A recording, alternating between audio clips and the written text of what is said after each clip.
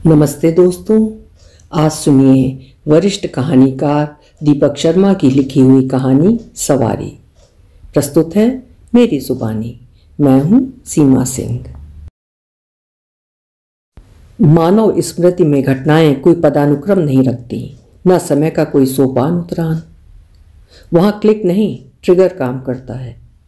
तभी 27 नवंबर 2019 की तिथि में डॉक्टर प्रियंका रेड्डी के संग हुआ जघन्य अपराध मेरे सामने 21 जुलाई 1967 की तिथि ले आया है, बुआ के क्षत विक्षत चेहरे के साथ। साझा कारक दोनों का स्कूटर रहा था। मंगला की सवारी सन 1967 की फरवरी की किसी एक तिथि में हमारे दालान में उतारे गए एक नए स्कूटर को ढक रहे पेपर बोर्ड को हटाते हुए घोषणा की थी। मंगला का वेस्पा, मंगला का वॉस्प। उन्हें घेर रही हम तीनों चचेरी बहनें उत्सुक हो गई थीं। हाँ, वॉस्प ततैया ही तो होता है। सुनते हैं इसके इतावली मालिक पियाजियो ने जब पहली बार इसे तैयार अवस्था में देखा तो यही बोला, सेम्बरा उना वेस्पा, अर्थात ये तो ततैया वॉस्प जैसा है। ततैया ही की भांति इसका पिछला हिस्सा इसके अगले चौड़े भाग के साथ बीच में तंग रखी गई इस कमर जैसी सीट के साथ जुड़ाए रखा गया है। बहुत बढ़िया है बाबा, बुआ हमारे दादा के साथ जा चिपटी थी। आपका हर फैसला गलत ही क्यों होता है बाबा? तभी मेरे ताऊ और पिता एक साथ दालान में चले आए थे और चिल्लाए थे, मंगला इसे संभाल पाएगी भला? 12 मील कोई रास्ता नहीं, उबड़ खाबड़ झाड़ी झंकाड़ और गड्ढों से भरी वो राह सीधी सपाट है क्या? टायर पंक्चर होंगे, स्कूटर उलट जाएगा, ब्रेक टूटेगी, मंगला चोट खाएगी। तुम चुप रहो, दादा उन्हें डपट दिए थे। मंगला सब संभाल पाएगी, सब संभाल लेगी, जैसी आप अपने सूरत दास को संभाल रहे हैं। ताऊ ने तीखा व्यंग्य किया था। बाद में हम लड़कियों ने जाना था, हमारी बुआ ने अभी अपने 18वें वर्ष में कदम रखा ही था कि बाबा ने उनकी सगाई कर दी थी अपने परम मित्र सूरत दास जी के बेटे से। उस समय उनके बेटे के तपेदिक ग्रस्त होने का न बाबा को पता था और न ही सूरत दास बाबा को, और पता मिलने पर भी हमारे दादा ने सगाई नहीं तोड़ी थी, सूरत दास बाबा के आग्रह के बावजूद। हाँ, शादी जरूर टाल दी थी और बुआ को बीए व एमए कराने के बाद नौकरी में लगा दिया था। कस्बापुर के उसी डिग्री कॉलेज में उनके विषय दर्शन शास्त्र में लेक्चरर, जिसके हॉस्टल में रहकर बुआ ने अपनी बीए तथा एमए पास की थी। अल्पसंख्यक वर्ग के उस कॉलेज में गैर धर्मी विद्यार्थियों के रहने की व्यवस्था तो हॉस्टल में उपलब्ध थी, किंतु अध्यापिकाओं के लिए अल्पसंख्यक उसी वर्ग से होना अनिवार्य था। ऐसे में बुआ को अब रोजाना हमारे गांव 12 मील कस्बापुर से 12 मील की दूरी पर होने के कारण हमारे गांव ने अनूठा वही नाम पाया था ही से कॉलेज के लिए निकलना होता था। एक दिन यदि परिवार की जीप की अगली सीट पर बैठकर मेरे पिता के संग जाती तो दूसरे तीसरे दिन मेरे चाचा की मोटरसाइकिल के पीछे बैठकर। ताऊ अपने पोलियोग्रस्त पैर के कारण न जीप चलाते और न ही मोटरसाइकिल। उन दिनों लड़कियों में साइकिल और लड़कों में मोटरसाइकिल का चलन तो आम था, किंतु स्कूटर का बिल्कुल नहीं। सच पूछें तो बुआ का वो वेस्पा हमारे गांव 12 मील का पहला स्कूटर था, बल्कि हमारे क्षेत्र में उसे लोकप्रियता प्राप्त करने में 5-6 साल तो और लगे ही लगे थे। एक दूसरी इतावली कंपनी ने भी लिम्ब्रेटा नाम का अपना नया स्कूटर उसी सन 1957 में बेशक बाजार में उतार दिया था, किंतु सन 1956 का बना हुआ बुआ वाला वेस्पा 150 अभी भी उसे अच्छी प्रतिस्पर्धा देने में सफल हो रहा था। हम तीनों चचेरी उसे दिन में लाख बार देखती जोखती और जानती समझती, और यह भी अब स्वाभाविक था।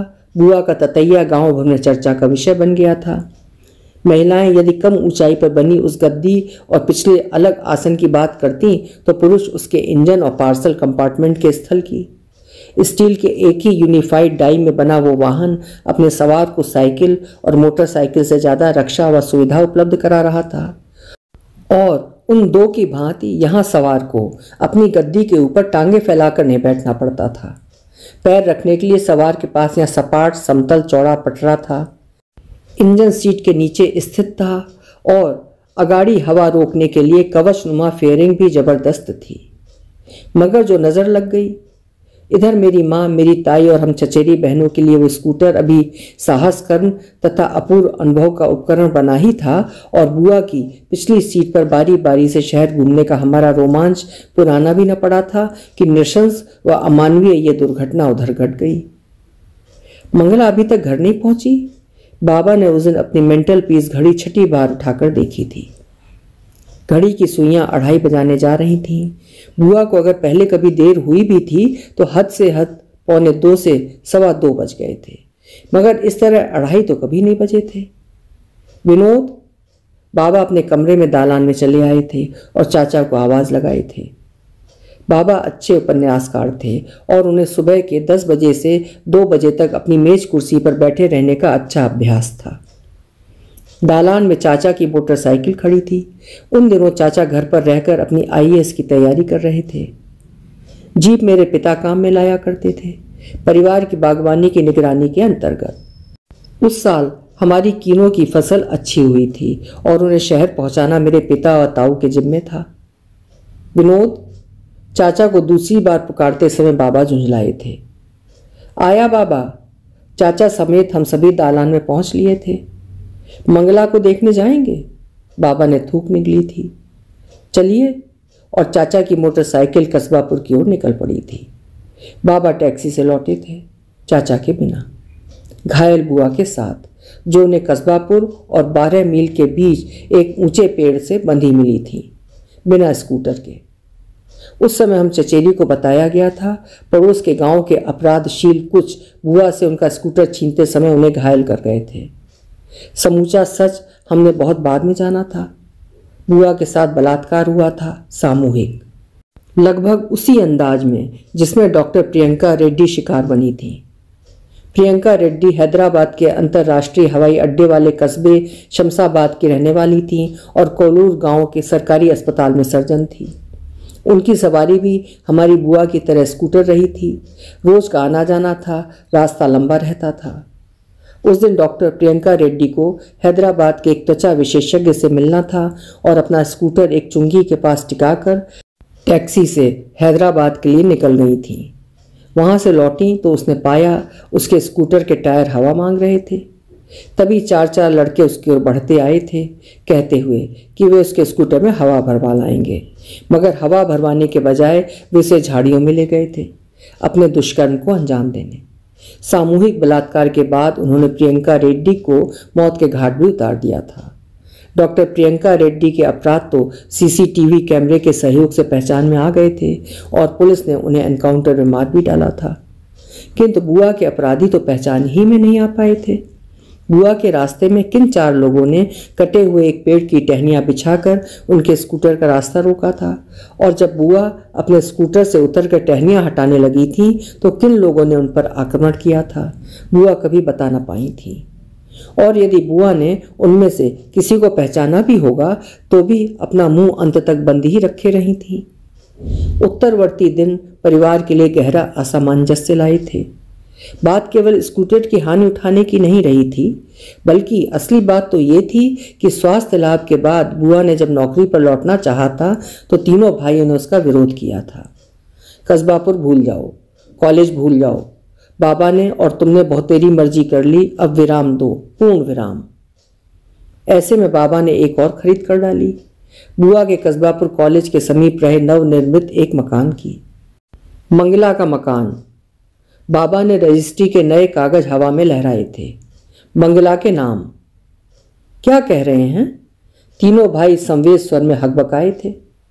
मंगला कस्बापुर में रहेगी, तीनों बच्चियां भी वहीं शहर में स्कूल में पढ़ेंगी और हम लोग वहां आते जाते रहेंगे। बेटी की हर बात आपने माननी ही क्यों होती है बाबा? ताऊ ऊंचे स्वर में झल्लाए थे। मंगला ने न कभी मकान की बात उठाई थी, ना ही स्कूटर की। बाबा शांत बने रहे थे। मकान की बात मेरे दिमाग की उपज थी और स्कूटर की भी। खाइए अम्मा की सौगंध। ताऊ ताव खा गए थे। मंगला ने आपसे न कभी मकान की इच्छा व्यक्त की थी और न कभी स्कूटर की। ताऊ जरूर जानते रहे थे बाबा अम्मा के नाम की झूठी सौगंध कभी नहीं खाएंगे। परिवार में हमारी दादी का उल्लेख बिरले अवसरों पर ही किया जाता था। उनकी 5वीं गर्भावस्था उन पर भारी पड़ी थी और अकाल वो प्रसव उन्हें अपने साथ ले गया था।